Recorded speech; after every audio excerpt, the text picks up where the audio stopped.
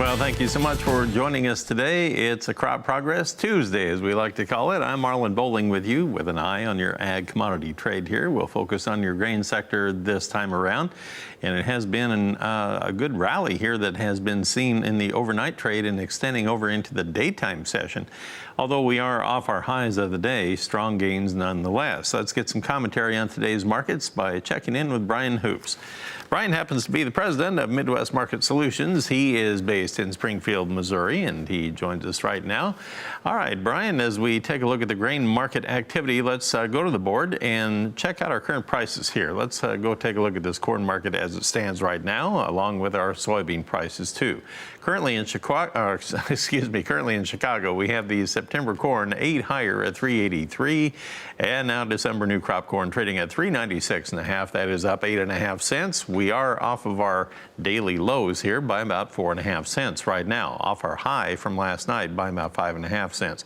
On the soybean trade, we currently have August now 15 1/4 higher at $10 1/4. We have September up 15.5.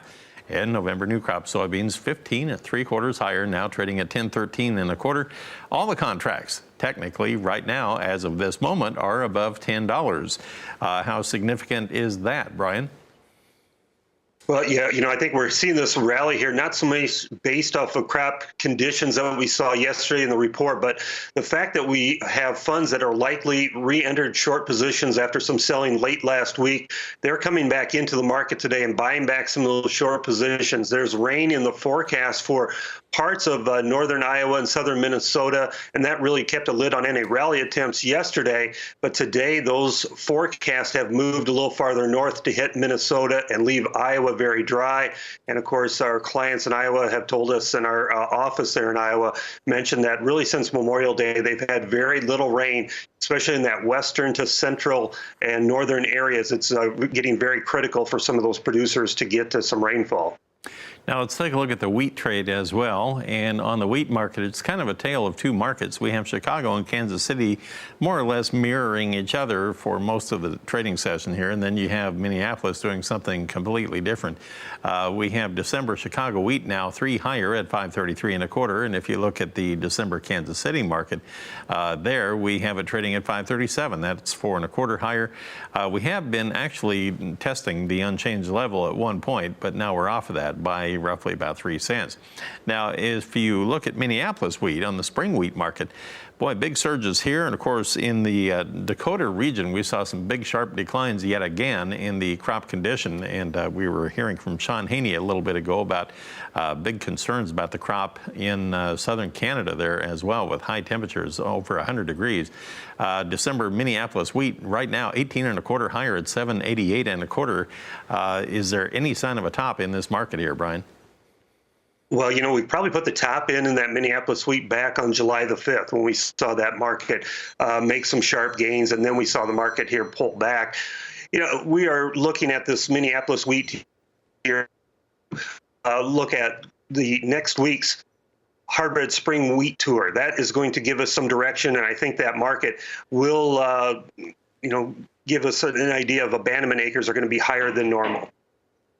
And I do want to take a look at our cotton prices here as well before we get into our break. And on the cotton market at the present time, this is one that had some big pushes higher yesterday due to the weather concerns in the southern areas of the U.S., especially in West Texas.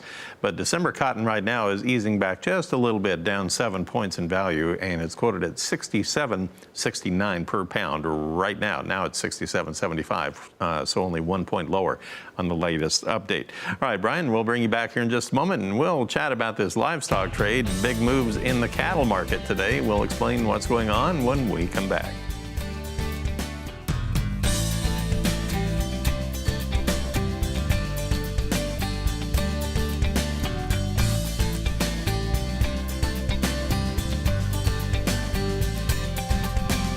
Wow, September oats up 13 3/4 right now, making a big move. And the old saying is, oats knows where corn goes. So we'll have to see if that holds true or not. We're talking with Brian Hoops. He's the president of Midwest Market Solutions, and he is live from Springfield, Missouri at their home office today. Now, Brian, as we start our conversation here about the livestock trade, I do want to bring up the crop ratings on the pasture conditions. Now, they came out yesterday from USDA, and wow, you see a definite trend here. Texas went down 4 percentage points in their good to excellent rating, down to 48%. Oklahoma down 3% or percentage points. Kansas down 2. Nebraska down 5 points last week. And if you look at the what I call the Western Midwest or the Northern Plains area included in that, you have Missouri going down 3 points, South Dakota down 3, North Dakota down 2, Minnesota down 1, and Montana, it says unchanged, but I put a footnote on there because if you look at the Port of Very Poor category, Montana actually increased the Port of Very Poor by 7 percentage points just last week. So that is where the whole shift was in the numbers there. So it did indicate a decline in conditions there too. So with that being said, let's look at our cattle prices today. Now with the pasture conditions going downhill, well, so are the futures trade prices here on the cattle complex. August down $1.97 now at $114.98. October live cattle $2 lower at $116.62. On the feeder cattle side, big drops today. We have August down $3.37 at $151.05, and September down $3.40 at $150.98, and even that is basically 40 cents off of its low of the day. So big drop in the cattle complex here so far today. Brian, it appears that that does not reflect the pasture conditions, but it, I guess on the surface, you would assume that that has something to do with the surge that we're seeing in the corn prices. Yeah, I was really surprised by the strength in the cattle market over the last several days. I don't look at real positive fundamentals for this cattle market. I think that, the higher corn price is certainly a little negative, but these hot conditions and pasture conditions deteriorating, that's not bullish for this cattle market either. It indicates we're going to take cattle off of these grass and put them back into feedlots a little bit faster.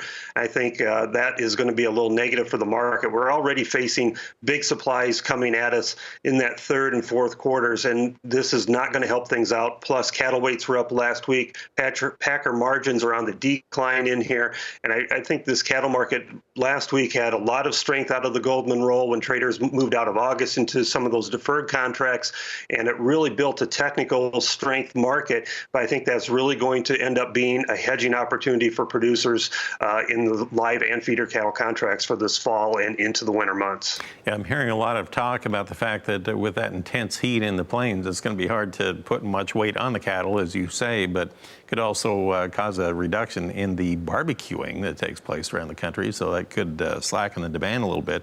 What about the lean hog trade here? If we take a look at our futures on the lean hog market right now, October down 40 cents at 67.65, December down 24 at 62.38. A quick thought on the lean hog trade here today. Have we seen the high for the year? We most likely have. There's a couple positive things in this hog market, and one of them is that the August is the lead contract now that July's gone off the board. It's holding a big discount to where the lean hog index is, anywhere from $11 to $12.